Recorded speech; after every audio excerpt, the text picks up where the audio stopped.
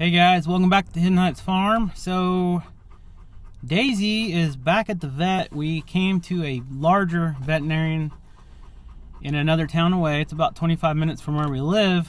She's been doing pretty good. You know, she's had her regular snot and stuff. So I went ahead and called them. Today is my day off. I said if I'm gonna take her, I need to take her now because I don't know what this is going to turn into.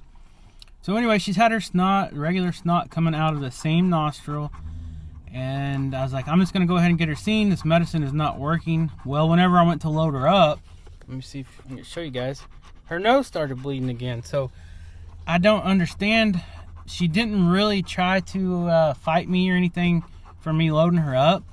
But, you know, she kind of just laid down and I just kind of picked her up and put her in the truck. So I don't know if she was like breathing hard or whatever, if she busted a blood vessel or what. But she's got blood all over again, all over my truck. I did put a blanket over my back seat this time so I don't have to clean up quite as much.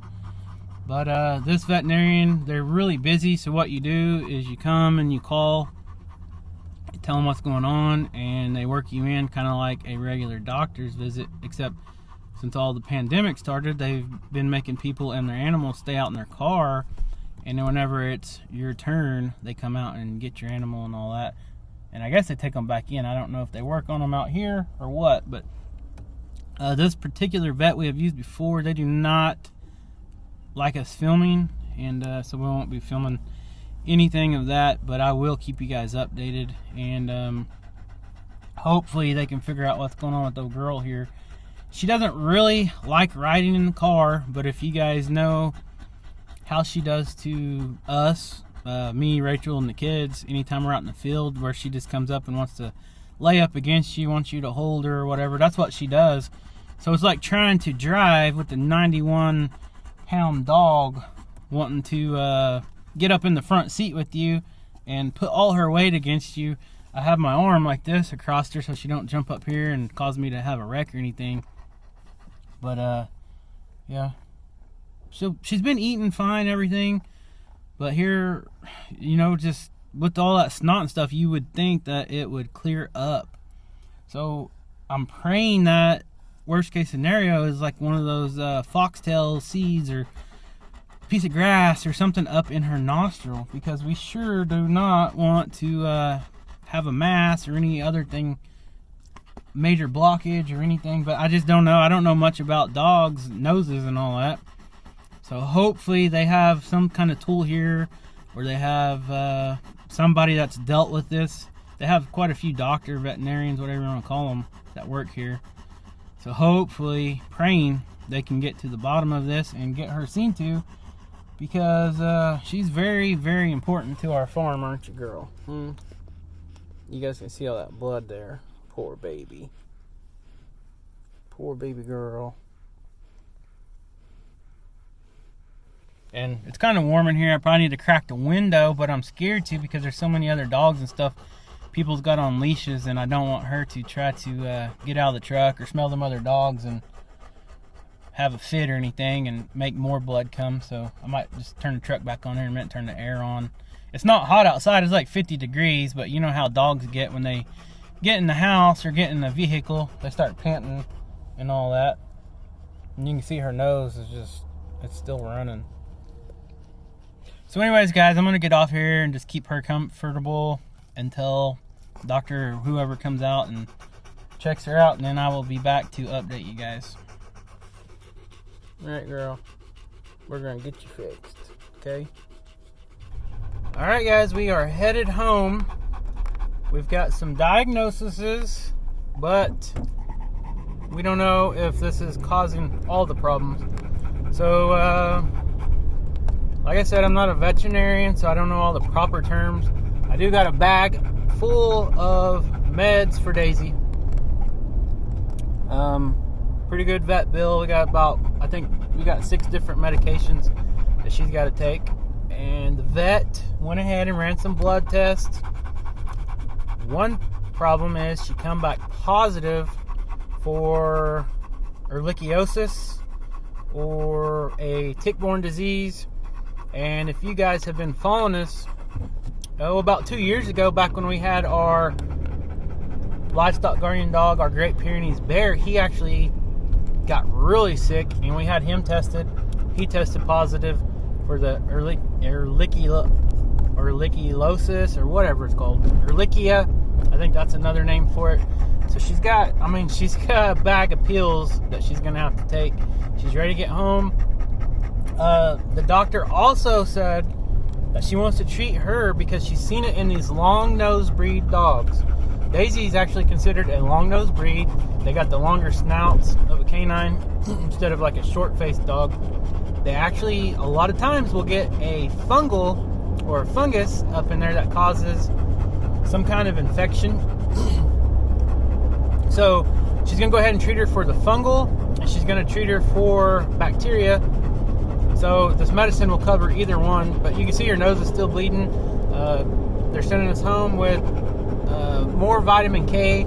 This time it's in the form of pills instead of a shot. That's why her nose is still bleeding. Overall, they didn't see anything out of, anything abnormal as far as her lungs or her body, anything else. And she's trying to push me up. Hey Daisy, we're trying to drive, girl.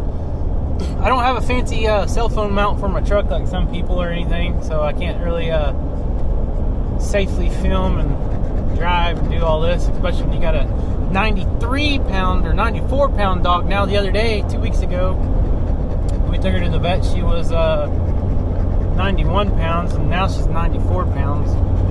And that's a good thing. The vet did say it's good that she hasn't lost her appetite. But she's got blood all over my shirt. You ready to get home? You ready to get home, girl? Yeah, you missed your goats. So, guys, another thing is, the doctor's not ruling out tumors or a mass up in her nasal cavity. Dogs are prone to getting cancer. They get tumors all over their body, and one place they can't get them is up in their airway, and they can get them anywhere. This could be a reason why she's bleeding. Daisy is between 4 and 5 years old. The vet said she'd be surprised if it was a tumor because she's so young. It can happen. It's not impossible.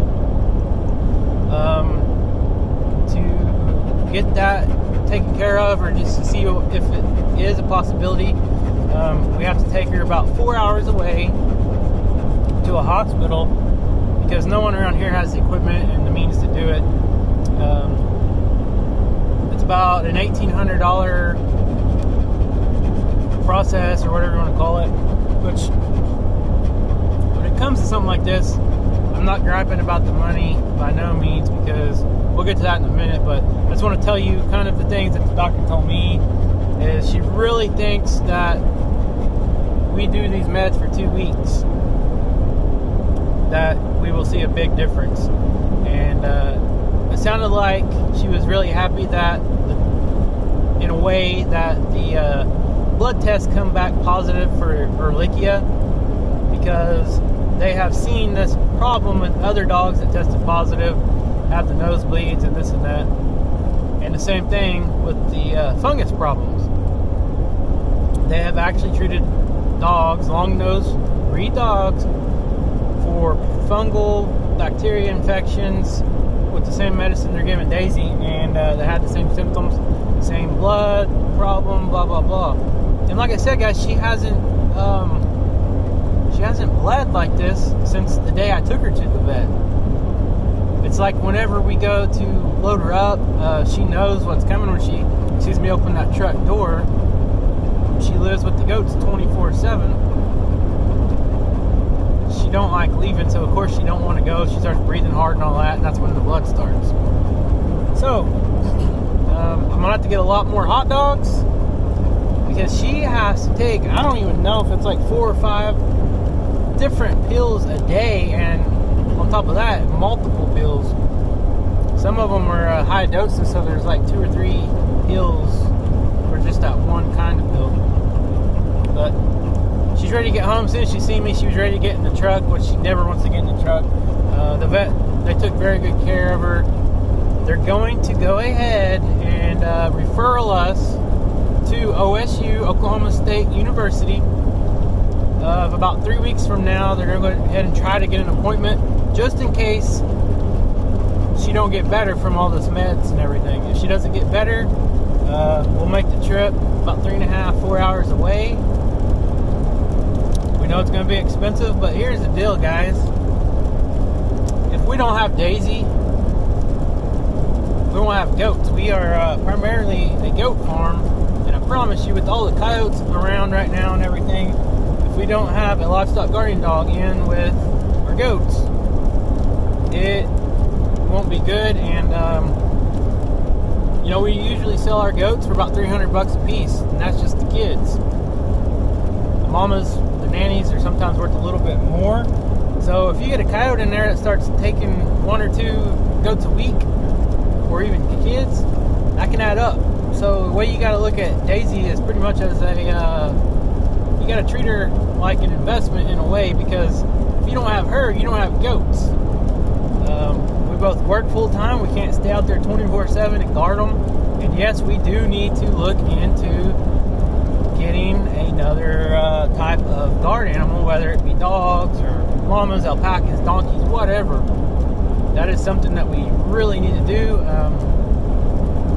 Rachel and I have been talking about it, and I've talked about it in the last video, I think. You can't just take another dog and throw it in with the goat herd that already has an alpha protector, whether it be llamas, a donkey, another dog.